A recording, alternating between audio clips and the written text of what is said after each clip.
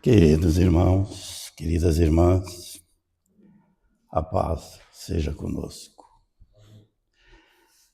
Somos todos sempre muito bem-vindos nessa casa, em qualquer casa que se preste a trabalhar em nome do Cristo para auxiliar aos irmãos a buscar um roteiro de vida diferente, seja ela evangélica, católica, espírita ou de tantas outras denominações.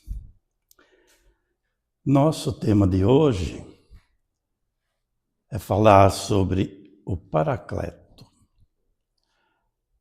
Quando eu falei para o meu filho, que eu acho que está ali, falei para o meu filho que eu ia falar sobre o Paracleto, ele, o que é isso? E você é um trabalhador da Casa Espírita e ainda não sabe o que é o Paracleto? Se tem mais alguém que não sabia, vai saber hoje. O Paracleto é uma palavra de origem grega, que significa, tem vários significados, mas hoje nós vamos aproveitar o significado mais importante dele para mim. Significa o Consolador. Paracleto é o Consolador, entre tantos outros substantivos. E esse Consolador, que tivemos aí na figura já de tantas pessoas que conhecemos, né? Desde muitos anos, desde os tempos de Jesus. São figuras que trazem já da sua evolução esta condição, né, de nos trazer consolação. Nós tivemos na nossa humanidade 3 grandes revelações. A primeira delas foi com Moisés, o grande legislador hebreu, que recebeu através da sua mediunidade, lá no Monte Sinai, né, se não me falha a memória, as 2 tábuas da lei, contendo os 10 mandamentos que recebeu pela via mediúnica, que é conhecido nosso e de todas as religiões. Moisés fez a revelação do Deus único, todo-poderoso, porém apresentou-nos Deus com certas vicissitudes de nós, seres humanos. Era um Deus vingativo, era um Deus que privilegiava determinados filhos, era um Deus punitivo, que condenava seus filhos imperfeitos a um destino infernal, em trevas eternas. Era aquele velhinho de barba branca sentado num trono. Então esse Deus vigorou, essa noção de Deus vigorou, até a vinda da segunda revelação, que veio com Jesus. Esta revelação realmente foi a mais consoladora. Porque Jesus veio nos mostrar a verdadeira face de Deus, com todos os seus atributos no mais alto grau, a fonte de toda a inteligência, de todo amor, de todo bem. Um Deus misericordioso e justo, bom. E Jesus veio colocar por terra a teoria das penas eternas. O mestre teve a oportunidade de dizer certa vez que as palavras talvez fossem outras, mas aquele que trilhasse os caminhos do mal seria lançado nas trevas exteriores, onde haveria choro e ranger de dente.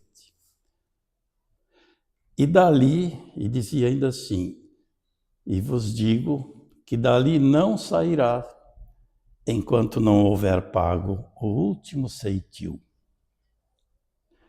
Ora, se a hora que ele pagar o último ceitil ele sai, então quer dizer que a pena não é eterna. Uma vez a dívida quitada, mesmo nas regiões tenebrosas dos mais profundos umbrais, a misericórdia divina está presente. Então Jesus nos trouxe essa revelação e foi o grande consolador, porque toda a sua mensagem, todos os seus ensinamentos nos trouxeram consolação. Veio fazer uma revolução no conhecimento, de tal forma que Jesus dividiu a história em antes de Cristo e depois de Cristo. E foi o próprio Cristo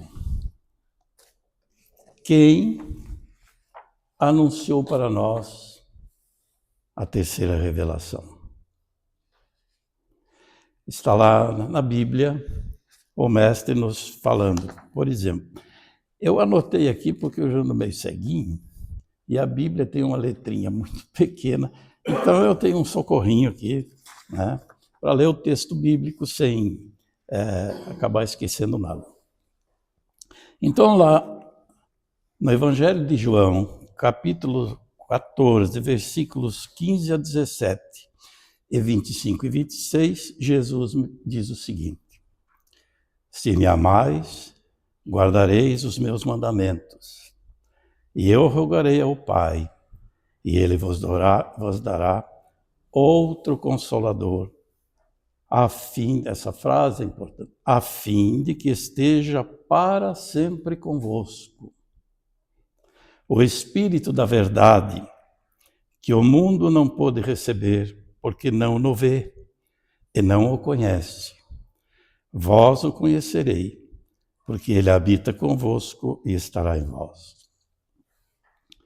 Isto vos tenho dito, estando ainda convosco, mas o Consolador, o Espírito Santo, a quem o Pai enviará em meu nome, esse vos ensinará todas as coisas e vos fará lembrar de tudo o que vos tenho dito. E lá, ainda em João 16, versículos 12 e 13, disse Jesus: tenho ainda muito que vos dizer, mas vós não podeis suportar agora. Quando vier, porém, o Espírito da verdade, ele vos guiará a toda a verdade, porque não falará de si mesmo, mas dirá tudo o que tiver ouvido, e vos anunciará as coisas que hão de vir. Em outro momento, Jesus fala assim: eu rogarei ao Pai, e ele vos dará outro Consolador, a fim de que esteja para sempre convosco. Eu acho que esse aqui eu já li, copiei 2 vezes. Tudo bem. Então, aí, meus irmãos, nós temos Jesus anunciando. É outro texto que eu acho que não imprimi aqui, que Jesus fala o Paracleto. Ele cita essa palavra. Então o mestre anunciou que viria um outro Consolador, e esse Consolador seria a terceira grande revelação, que viria recordar tudo o que Jesus falou e refazer aquilo que foi deturpado do seu evangelho.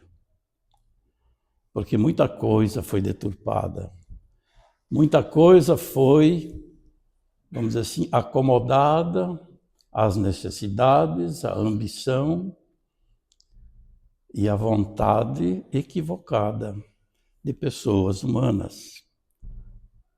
Isso dentro das religiões. Então, precisava vir esse Consolador para refazer, reviver o Evangelho do Cristo na sua pureza, na sua nascente. E para nós espíritas, até por revelação de benfeitores espirituais, sabemos com toda certeza que essa revelação só poderia ser pela palavra de Jesus dizendo que esse Consolador permaneceria conosco para sempre. Essa frase é fundamental. Porque na primeira revelação foi um encarnado, Moisés. Ficou um tempo, desencarnou, voltou ao plano espiritual, suas moradas felizes, com certeza. A segunda revelação, outro encarnado, Jesus, que encarnou uma única vez na Terra, porque Jesus não pertence à nossa humanidade, é o nosso governador. Ele disse uma certa vez para um doutor da lei: antes que Moisés fosse, eu já existia. Jesus foi o arquiteto da construção do nosso planeta. Já era um espírito puro, crístico, há quase ou mais de 5 bilhões de anos atrás. Esse é o nosso mestre. Então, quando Jesus disse que esse Consolador ficaria conosco para sempre, não poderia ser a figura de um encarnado. Só poderia vir na forma do quê? De uma doutrina, de um conjunto de normas, de ensinamentos, porque um encarnado ficaria um tempo limitado e teria que voltar ao plano espiritual. Mas uma doutrina permanece e entra em nós e permanece em nós. E por informação dos benfeitores espirituais, por tudo que já estudamos e conhecemos da doutrina espírita, temos a convicção, a certeza de que a doutrina espírita é o Consolador prometido por Jesus. Pelo seu conjunto de ensinamentos, pela fidelidade da doutrina com o Evangelho de Jesus, por todas as revelações que nos têm chegado. Até hoje, a gente tem dificuldade de entender certas falas de Jesus quando se lê o Evangelho do Cristo. Até hoje. Não faz muito tempo, no nosso culto do Evangelho, depois de uma página que a gente já leu N vezes, deu uma luz aqui e pela primeira vez eu entendi o que aquela frase de Jesus queria dizer. Pelo menos me deu um insight lá de que era aquilo, porque até então eu não conseguia ter nenhum tipo de consciência do que o Mestre quis dizer. Então não resta dúvida para nós. É uma doutrina consoladora, libertadora. Um dramaturgo alemão chamado... Agora eu dei para esquecer o nome dele, mas eu anotei aqui. Anotei para não esquecer mais. Deixa eu ver o nomezinho dele aqui. Sumiu. Bom, esse dramaturgo alemão disse uma frase que talvez ele até nem tivesse tomado consciência da grandeza dessa frase que ele falou.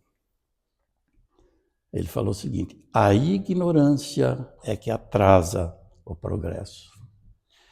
E ao longo dos milênios nós estivemos mergulhados, envolvidos e induzidos a erros crassos referentes aos ensinamentos do Mestre. Não sabíamos nada do mundo espiritual. E a doutrina espírita veio nos trazer. Quem já leu as obras de André Luiz, 13 obras de André Luiz, nos trazendo notícias do plano espiritual, não sabe o que está perdendo. São obras, nem é para leitura, é para estudo. Onde esse espírito, com autorização de mentores, espíritos mais elevados, narra os acontecimentos do plano espiritual. Como é a nossa vida após a morte do corpo físico, quando voltamos à nossa pátria espiritual, que é o nosso destino. Então, essa doutrina veio nos trazer essas informações. Quem somos? De onde viemos? Para onde vamos? O que viemos fazer aqui? Qual o nosso destino? Qual a nossa origem? Veio nos trazer a revelação da verdadeira face de Deus, né? Relembrando Jesus. E temos aqui, eu anotei para não esquecer, os fundamentos da doutrina espírita. Deus, a imortalidade da alma, a comunicabilidade dos espíritos através da mediunidade, esse instrumento que a misericórdia divina nos deu. E foi através desse instrumento, da mediunidade, que os espíritos puderam trazer todas as informações para que fosse codificada a doutrina espírita. O Paracleto serviu da mediunidade, trazendo mensagens em todos os cantos do mundo. Lá pela década de 1840, por aí começaram. Inclusive no Brasil, mensagens que foram chegando, reuniram depois 52 cadernos com mensagens do mundo todo e entregaram a Allan Kardec, que teve a missão aqui na Terra de coordenar, codificar, organizar a doutrina dos espíritos, inclusive esse conjunto de espíritos que compõem o espírito da verdade. A reencarnação. A reencarnação é o único instrumento capaz de nos explicar a justiça divina.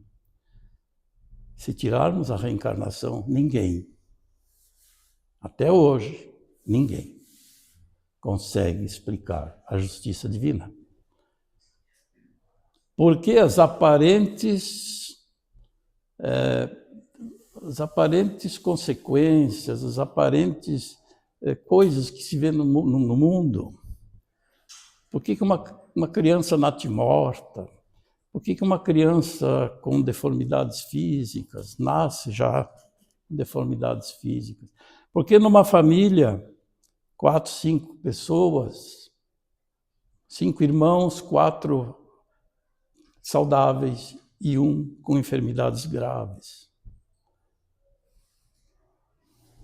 Eu fui criado na religião presbiteriana, evangélica. Líamos a Bíblia, porque não se estuda a Bíblia. Só se estuda a Bíblia aqui na doutrina espírita. Então a gente lia a Bíblia. E eu sempre me perguntava, Deus é infinitamente bom e justo, eu não duvido, mas eu não consigo enxergar a justiça. Por que morre um jovem de 18 anos e tem pessoas... Eu estou aqui com 77 anos. Quantos jovens desencarnaram hoje? Onde é a justiça? Ouvi até mesmo, muitas vezes o que se ouvia é a vontade de Deus.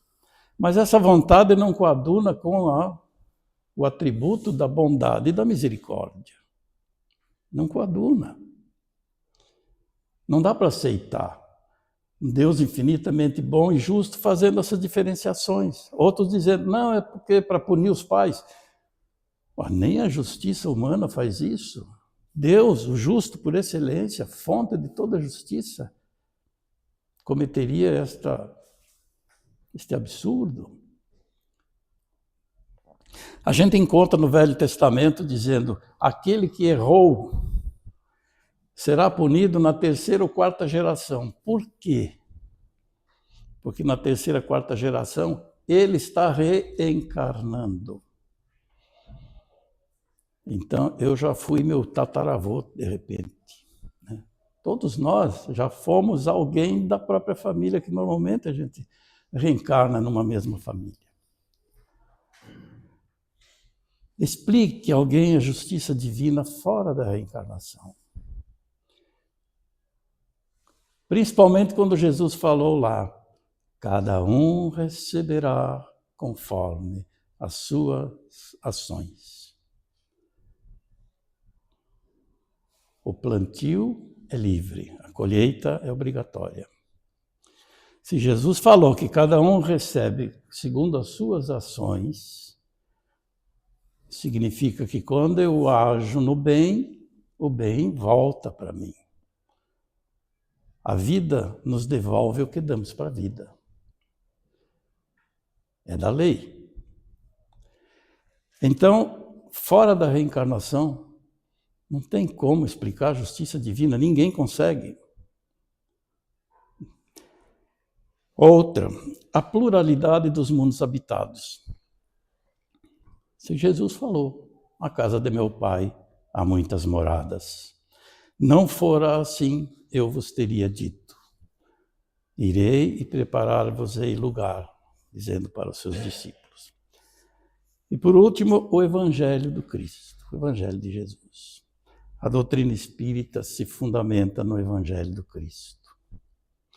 Só que na pureza do Evangelho do Cristo. Aí nós temos... Deixa eu ver para não esquecer aqui. Nós temos, então, toda essa gama de informações. Kardec, no Livro dos Espíritos, aqui no frontispício do Livro dos Espíritos, ele colocou o seguinte.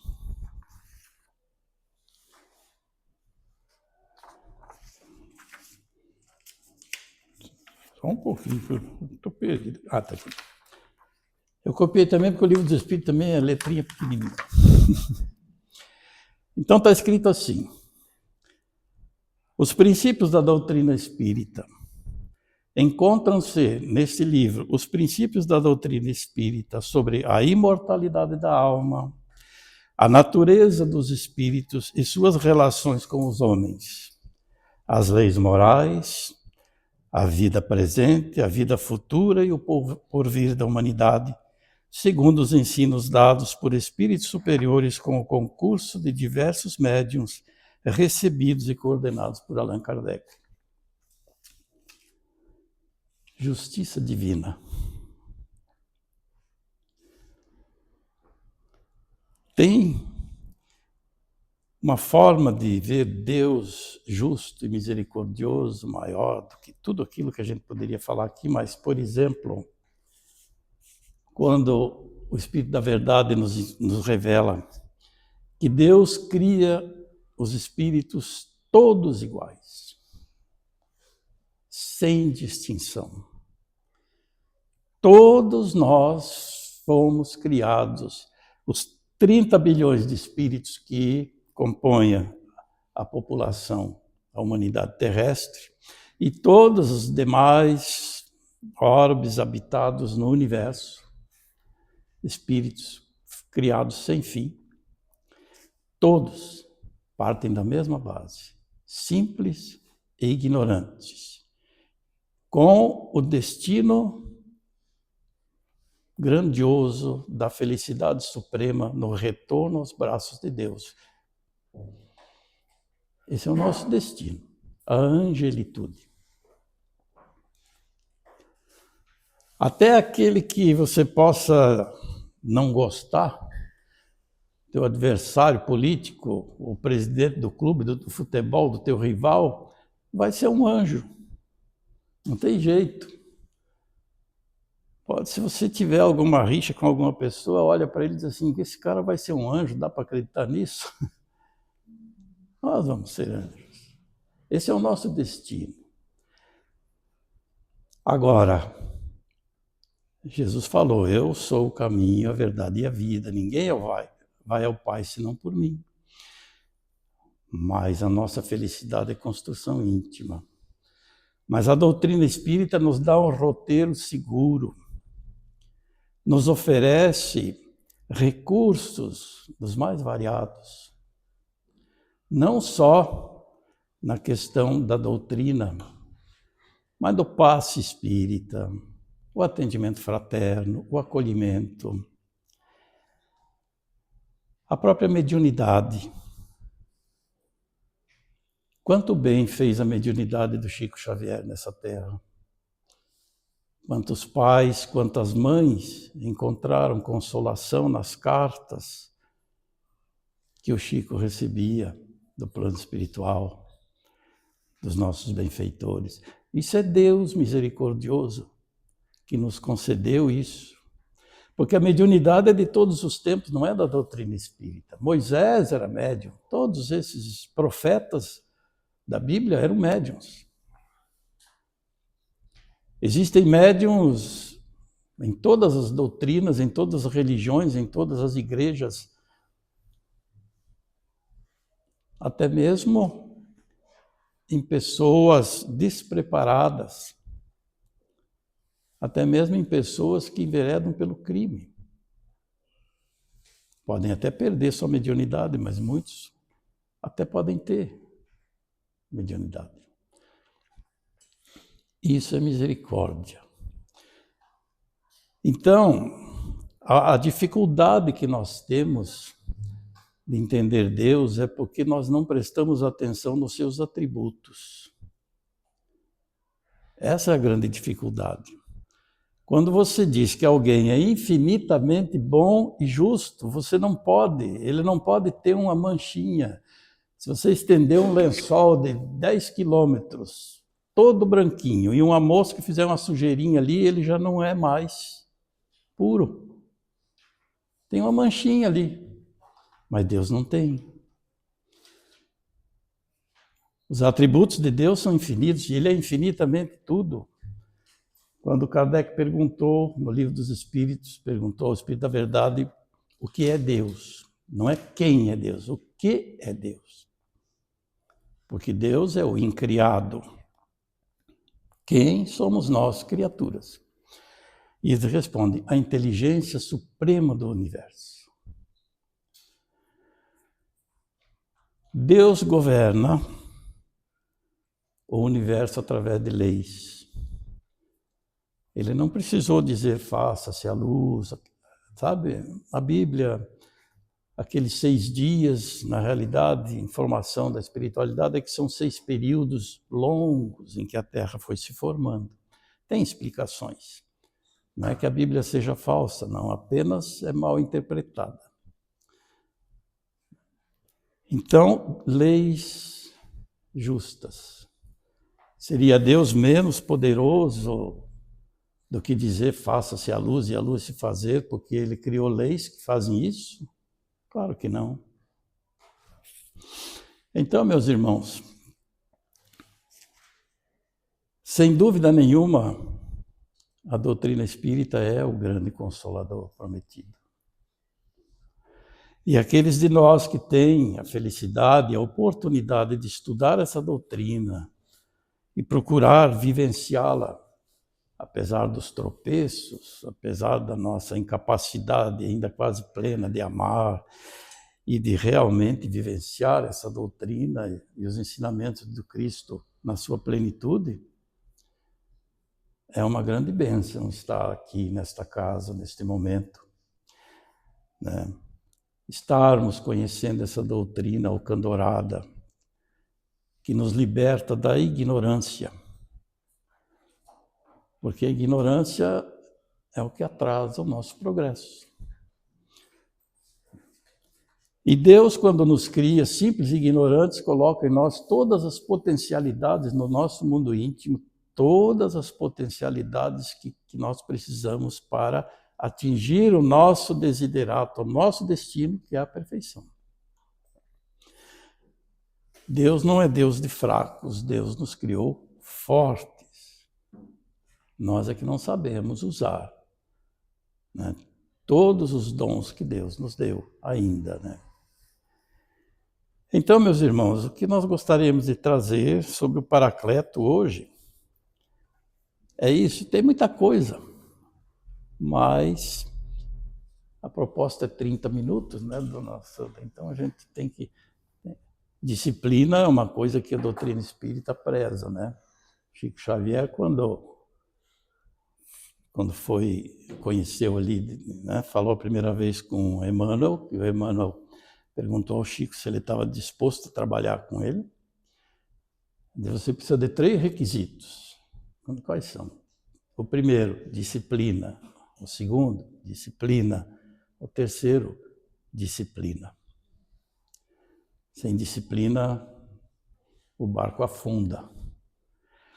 Então, meus irmãos, agradecemos aí os olhares carinhosos, a paciência de vocês, né? Espero que quem não conhecia o Paracleto agora está conhecendo, né? O grande Consolador. E quem ainda não leu, leia as obras de André Luiz, onde ele nos fala do mundo espiritual, dos mundos, das colônias espirituais. Nosso Lar. O primeiro livro dele é Nosso Lar, que virou filme. O segundo filme que saiu agora, Nosso Lar 2, fala sobre o segundo livro, Os Mensageiros. Obras maravilhosas. Obrigado, meus irmãos. Fiquem na paz de Jesus.